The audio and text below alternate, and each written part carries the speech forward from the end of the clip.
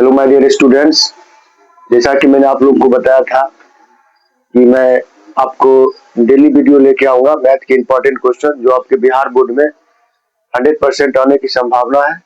तो सभी चैप्टरों से मैं क्या करूंगा, आपको इंपॉर्टेंट क्वेश्चन जो गैस क्वेश्चन है उसको मैं आपके सामने लाने का प्रयास करूंगा।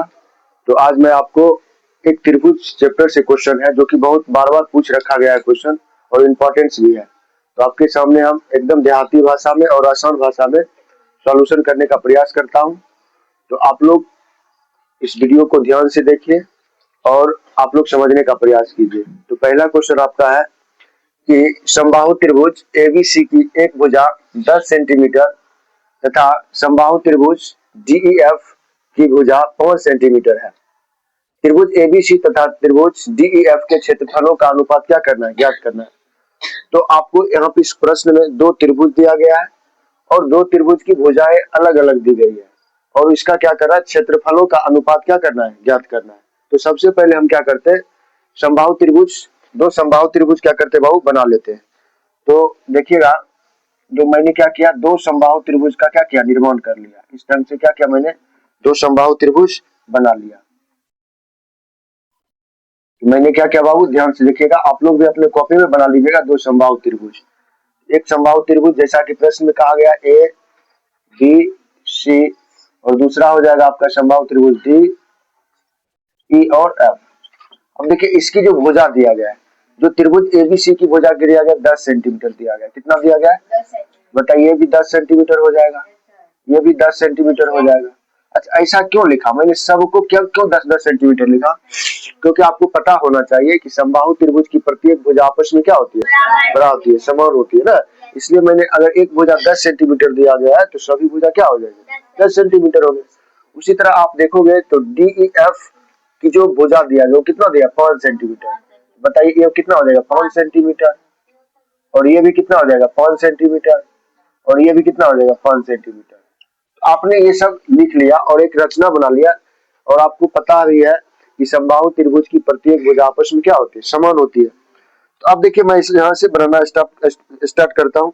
पहला जो करा है कि त्रिभुज एबीसी और त्रिभुज डीईएफ दोनों समबाहु त्रिभुज है। तो आप लिखेंगे, क्या लिखेंगे, सबसे पहले सॉल्यूशन।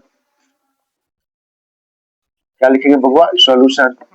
मैंने प्रेम से सॉल्यूशन लिख दिया। सॉल्यूशन का मतलब यहाँ से हम क्या कर रहे हैं, बनाना स्टार्ट कर रहे हैं।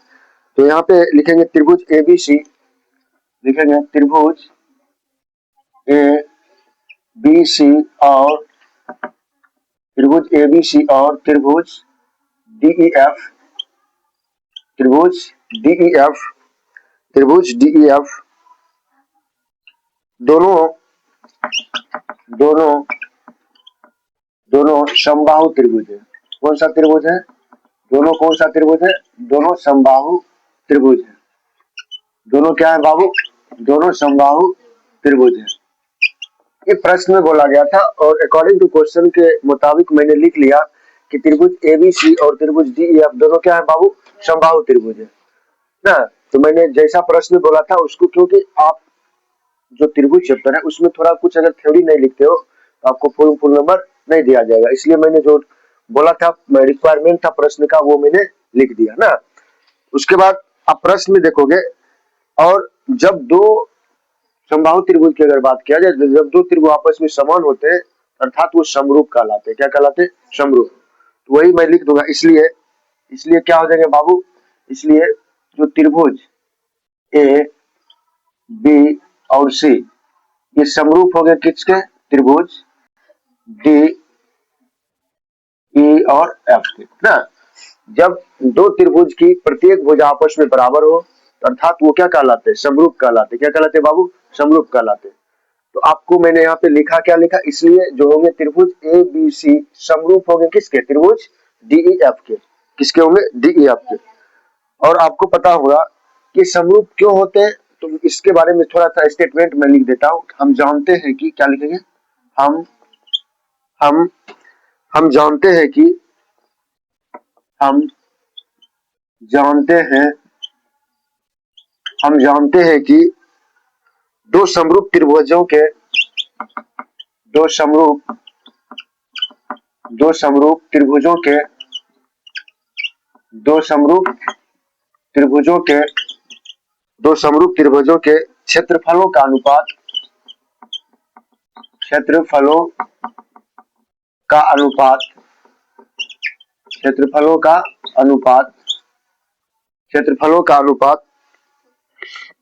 उनके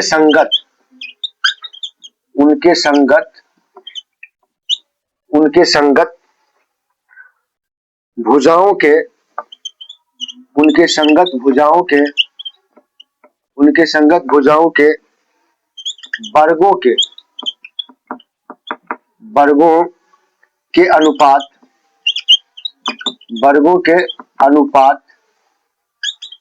के बराबर होता है।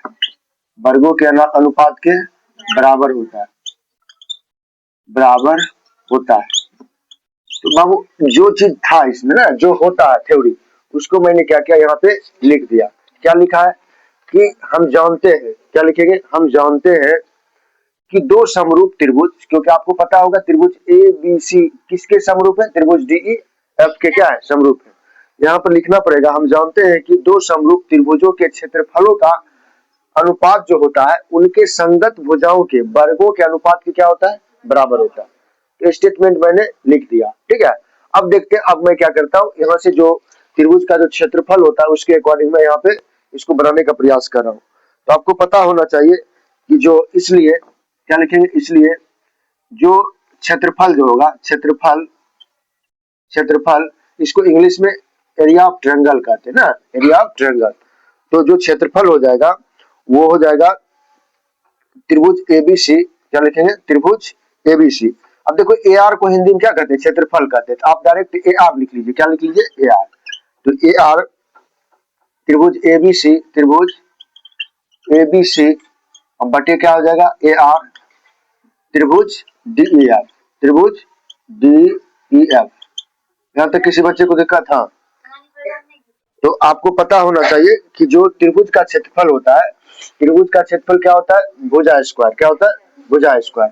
जब भुजा स्क्वायर होता है तो बताइए इसकी पहली भुजा और इस त्रिभुज की पहली भुजा, यानी त्रिभुज ए बी सी, आपको पता होना चाहिए। देखिए इसका सभी भुजा क्या है, आपस में बराबर है। तो आप किसी भुजा का, बीसी भुजा को भी ले सकते हैं, एसी भुजा को भी ले सकते हैं, या एनी भुजा को भी ले सकते हैं। इसमें भी आप पहले डीई को ले सकते हैं, या ईएफ को ले सकते हैं, या डीएफ को ले सकते हैं। कोई भी एक भुजा उठा लेते हैं, क्योंकि आपको पता होना चाहिए समबाहु त्रिभुज का जो क्षेत्रफल होता है क्या होता है, भुजा स्क्वायर होता है। और उनके क्षेत्रफल जो होते हैं, अब देखो इसका मैंने पहला भुजा ले लिया, कौन सी, ए बी। क्या ले लिया बाबू, ए बी। तो मैं क्या करूंगा, ए बी का स्क्वायर बटे क्या लिखेंगे, डीई का स्क्वायर। क्या लिखेंगे बाबू, डीई का स्क्वायर। ठीक है, यहाँ तक किसी बच्चे को दिक्कत? अब देखिए यहाँ पे करा है कि इसका जो मान दिया गया है, किसका मान, ये जो दिया देख रहे हो, इसका जो मान दिया गया वो कितना दिया गया, ए बी का मान कितना, 10। तो 10 का स्क्वायर हो जाएगा बटे इसका मान कितना दिया, 5। कितना हो जाएगा, 5 का स्क्वायर। कोई दिक्कत यहाँ तक? तो यहाँ पे 10 का स्क्वायर कितना होता है, 10 का स्क्वायर कितना होता है, 100। लिखेंगे 100, कितना लिखेंगे, 100। तो 100 बटे कितना हो जाएगा, 25 ना, 100 बटे 25, 25 चौके 100। बताइए इसको मैं कितना, 4/1 लिख सकता हूँ ना, क्योंकि देखो अब बोले सर 4/1 आप क्यों लिखे, क्योंकि क्वेश्चन में अनुपात पे पूछ रहा है ना, एक को भी क्या लिखना पड़ेगा। तो यहाँ पर हम लिख सकते हैं, क्या लिख सकते हैं, क्या लिख सकते हैं, अतः, क्या लिख सकते हैं बाबू, अतः त्रिभुज, यानी कह रहा है अतः एरिया ऑफ ट्रायंगल त्रिभुज एबीसी जो का अनुपात, जो त्रिभुज क्या है, एरिया ऑफ ट्रायंगल त्रिभुज डीईएफ का जो अनुपात आया वो कितना आया, बराबर 4 अनुपात कितना आ गया, यानी 4 रेशियो क्या हो गया हुआ, यही आपका क्या हो गया, आंसर हो गया। ठीक है, तो आप लोग यहाँ से फिर से एक बार मैं देख लेता हूँ, रैंडम करके समझा देता हूँ, मोटा मोटी ध्यान समझिएगा। ये आपका प्रश्न था कि समबाहु त्रिभुज एबीसी की एक भुजा 10 सेंटीमीटर तथा समबाहु त्रिभुज डीईएफ की भुजा 5 सेंटीमीटर, त्रिभुज एबीसी तथा त्रिभुज डीईएफ के क्षेत्रफलों का अनुपात ज्ञात करें ना, यही था ना प्रश्न आपका। तो फिर से एक बार समझ लेते हैं, जो त्रिभुज की चर्चा की गई है उस त्रिभुज की मैंने क्या किया, पिक्चर यहाँ पे आपके सामने बना दिया। उसके बाद देखिएगा त्रिभुज एबीसी और त्रिभुज डीईएफ दोनों कौन सा त्रिभुज है बाबू, समबाहु त्रिभुज है। तो मैंने लिख दिया ना, कहां से लिखा, प्रश्न से लिखा। उसके बाद आपको पता होना चाहिए कि जब दो त्रिभुज एकदम क्या होता है, सेम टू सेम होता है, तो आपस में क्या होते हैं, समरूप भी होते हैं। तो मैंने लिखा इसलिए त्रिभुज एबीसी समरूप होंगे। किसका सिंबल है बाबू, ये सिंबल है किसका, समरूप का, त्रिभुज डीईएफ के। उसके बाद हम जानते हैं कि दो समरूप त्रिभुजों के क्षेत्रफलों का अनुपात जो होता है उनके संगत भुजाओं के वर्गों के अनुपात क्या होता है, बराबर होता है। उसी तरह मैंने लिखा, तब फिर क्या लिखा, त्रिभुज एबीसी का क्षेत्रफल बटे क्या लिखा, त्रिभुज डीईएफ का। इसका मतलब क्षेत्रफल होता है, ध्यान देना, इसका मतलब क्या होता है, क्षेत्रफल, क्योंकि आप क्षेत्रफल लगा रहे हो ना, क्षेत्रफल निकाल रहे हो। तो उसके बाद क्या हो जाएगा, एबी का आप उस टाइम भी बताया था आपको कि इस त्रिभुज में से, दोनों में से, ये पूरे त्रिभुज में से किसी एक भुजा को आप उठा सकते हैं, क्योंकि दोनों सब भुजा का वैल्यू कितना दिया गया, सेम दिया गया है।